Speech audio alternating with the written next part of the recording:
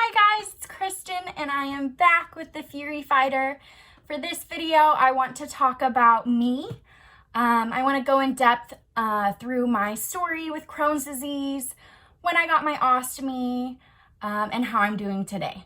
So back when I was 12 years old, I got a first diagnosis of celiac.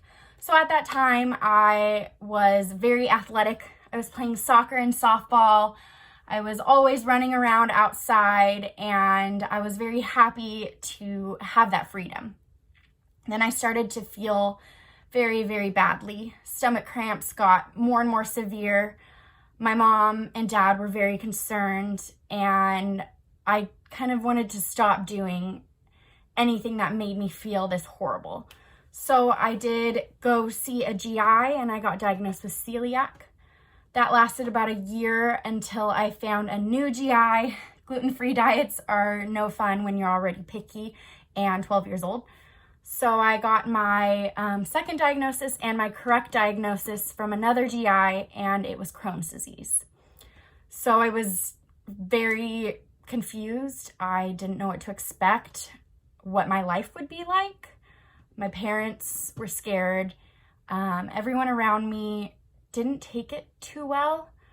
A lot of people can't handle news like this and don't know how to support people who are going through things like this. So I felt very alone. I went through high school extremely in pain. I kept trying different medications and nothing would work. I still was active in sports, not the ones I really wanted to. I was a golfer. Don't get me wrong, I love golf. I still play to this day, but I wanted to play soccer. I did one semester of that, and it put me down even more because I couldn't play like I used to. I was active in the theater department, so I was a 4-year drama student. I did all the plays, and that was my new passion.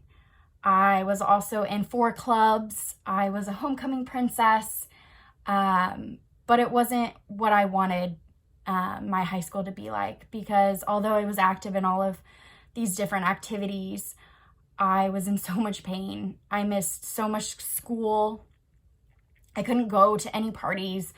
I had friends, but it wasn't the same as having friends that you could actually do things with.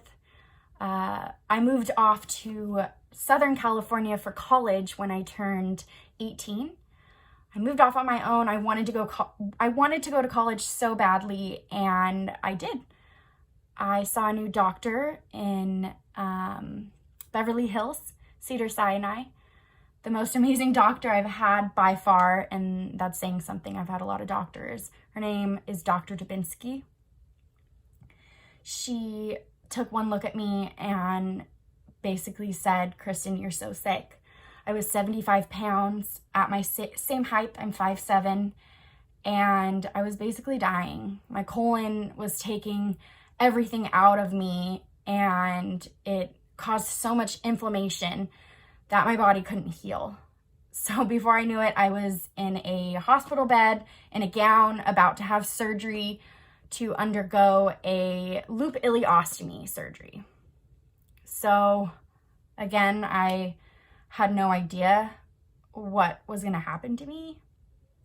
I was told it was temporary, which was good news, right? I was told if I did everything that I was told, I could get this reversed. And that's what I was going to do. Without the motivation and positivity that I've lived with, I wouldn't be here. So I went back to college. I didn't miss a semester after that first surgery. I changed my major once, and I joined a sorority. I gained 50 pounds, and it just wasn't good enough. 2 years after the loop ileostomy, I had a proctocolectomy, which means they made my stoma an end stoma. So instead of taking my intestine to loop it out, it was no longer a loop. It was reconnected, and my colon was removed. They also performed a Barbie butt surgery. If you don't know what that means, it's where they sew your bottom shut. And this was another thing that I had to deal with on top of having an ostomy bag. at 19, now a Barbie butt at 21. I was so scared, and I was so in pain after that surgery. And to top it off, my bottom did rip apart. So going into that surgery was the most painful.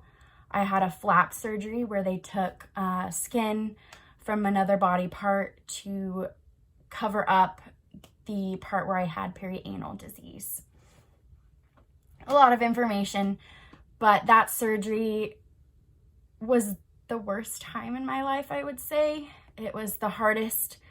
I don't know if it was completely the worst time, because it made me the strongest I've ever been, but I developed PTSD from trauma from the surgery. I was forced to be in a bed for 6 weeks in the hospital, and then for another 6 to 8 weeks, I believe, in a recovery home, in a bed flat. I wasn't able to move, I wasn't able to walk. And I was so far from all my friends. Not a lot of people could make that drive. It was so far. So I kind of just sat in the bed. Most nights I would just cry, but I did have a neighbor who had the same surgeon who would come and visit me, and that meant the world to me. She kind of was my angel in the darkest time in my life.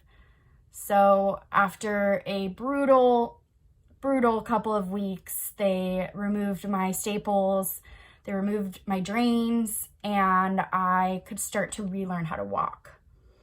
So when you're laying that flat for that many weeks, your body loses all function to even know how to walk.